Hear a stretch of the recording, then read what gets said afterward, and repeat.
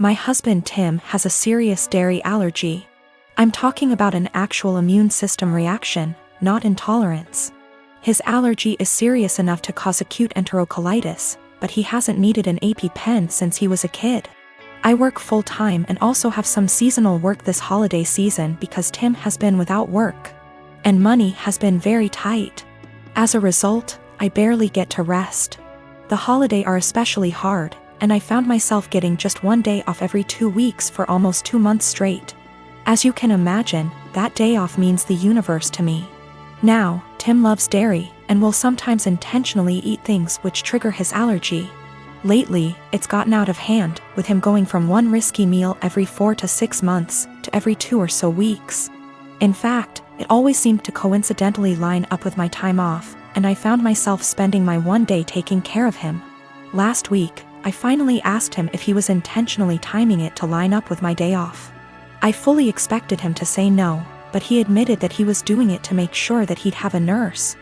And so he'd have someone close by in case he had an especially adverse reaction and needed a hospital. I was livid, and told him that he was selfish, robbing me of my rest. I said that if he made himself sick again, I wouldn't take care of him. I'm exhausted and I need to decompress. He didn't say much, so I thought he'd heard me. Fast forward to Friday night.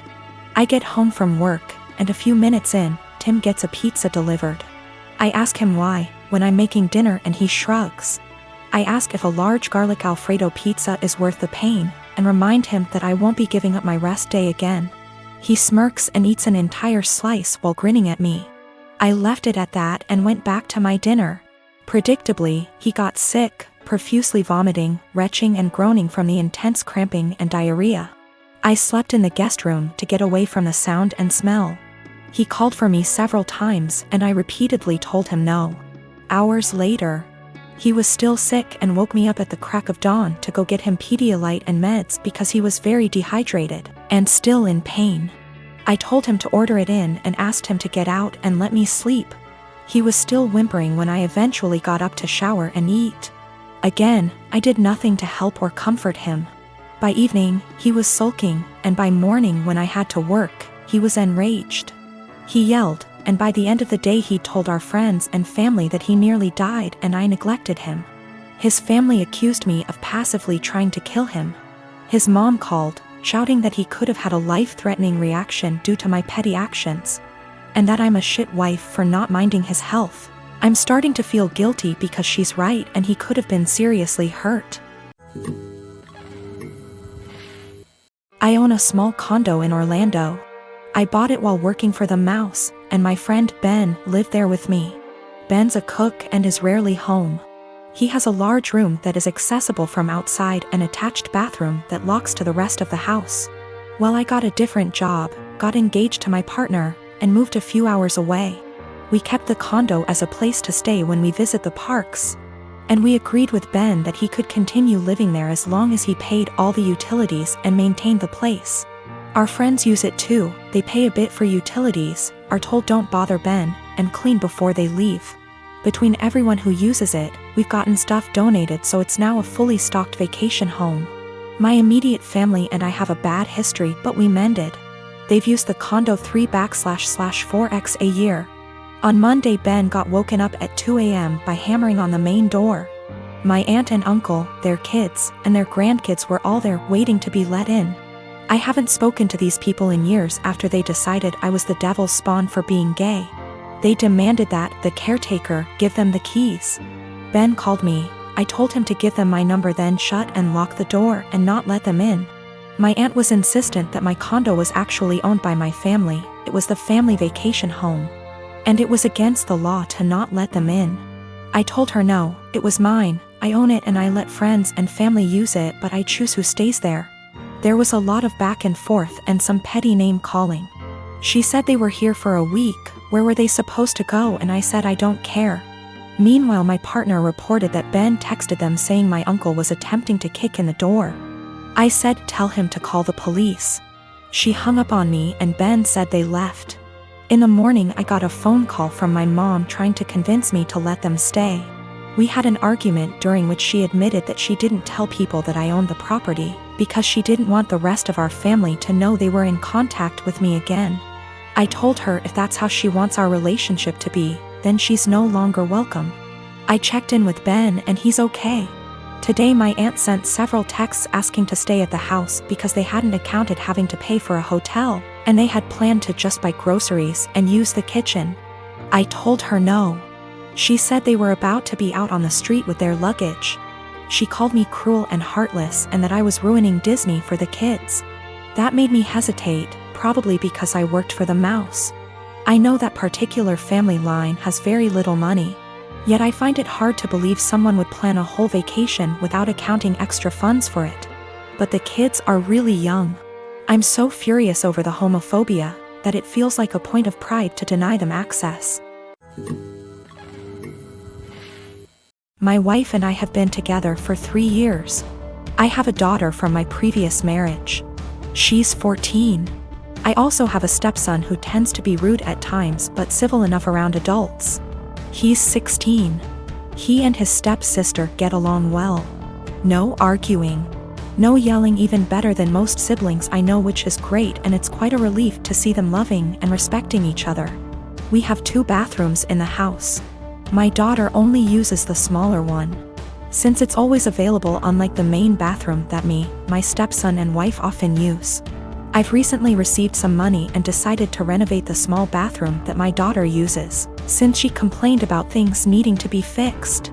I started the renovation 2 days ago, while my daughter uses the main bathroom as an alternative. There were no issues until my wife pulled me aside saying my daughter's been leaving period products inside the bathroom, and it wasn't right 'cause my stepson would see them. I asked my wife for more clarification, and turns out my daughter gets rid of her used pads by putting them in the trash can inside the bathroom. I told my wife there was nothing wrong with that, so what's the problem?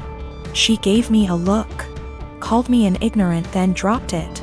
This morning she looked upset and told me my stepson went inside the bathroom after my daughter got out, and probably saw her used pads in the bathroom. I asked if she meant the trash can, and it was confirmed. She then proceeded to tell me to ask my daughter to stop using the main bathroom even though the small one is still in the process of being renovated.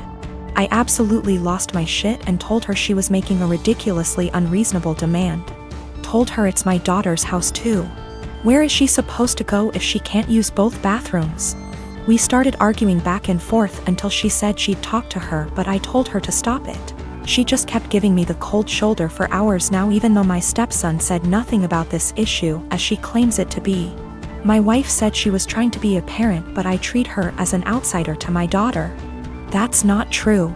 I might have been harsh on her, but in my opinion she wasn't trying to parent, she was being unreasonable. I might be wrong, I just don't see her point. My wife is an incredibly private person, but that doesn't mean she can get others to follow. The trash can we have has a lid. It's a step-on trash can that doesn't require hands. My stepson isn't even aware of what his mom's talking about. He can barely look around, he always has his phone glued to his face, and he doesn't pay attention to anything. For the past 5 years, I've volunteered for a mental health hotline. I'm deeply passionate about the hotline's work, and I've devoted huge amounts of time and energy to answering calls, training new volunteers, and fundraising. I've become close friends with many of the people I volunteer with, and I get a lot of joy out of helping people who don't have a lot of other support in their lives. I love this organization. I can't imagine my life without it. Today, the head of the organization sent out an email announcing that they've hired a new volunteer coordinator. The girl who relentlessly bullied me in high school and made my life a living hell. I was completely blindsided. I moved across the continent after graduating from high school, and I have no idea how or when this girl moved to my city. I doubt she applied for this job to deliberately antagonize me, since we've had no contact since graduation and all volunteers are anonymous. So it's just a terrible coincidence. But it still means I'm going to have to be working with a person who was unbelievably cruel to me. I really don't know what to do. Obviously, all of this was a long time ago, and it's possible she's cleaned up her act since high school. But I still hate the idea of even being in the same room as this girl. I've had her blocked on every platform for, wow, over a decade now. It looks like my only options are to, A, tough it out and deal with this person coming back into my life, or B, quit the hotline after 5 years of service. I went for my regularly scheduled afternoon shift at the hotline, and the girl just happened to be there for some kind of orientation. I wasn't expecting her to be there, so I initially just kept my head down and ignored her. A little while into the shift, she came over to introduce herself, and genuinely didn't seem to recognize me. I've cut my hair and gotten glasses since high school, so that could have been it. It was a very brief interaction, and I didn't say anything to her in return, just nodded and smiled. After she left, I asked my shift supervisor if I could speak with her privately. I followed some of the advice here, just letting her know that I have a history with this person and I'm not comfortable working with her directly. The shift supervisor was very understanding and said that she could arrange for me to only serve shifts when the girl isn't supervising. She also offered to let me schedule my shifts through her instead of through the girl, which I appreciated. Unfortunately, it seems like there will be an unavoidable level of casual interaction, given that the girl is working in the facility on a full-time, 9-to-5 basis. I think I'll be able to stick it out for now, but we'll see. The shift supervisor did ask me what I wanted to tell the girl. Vis-a-vis an excuse for my not wanting to be on shift with her, but I couldn't think of anything to say. So I left it up to her.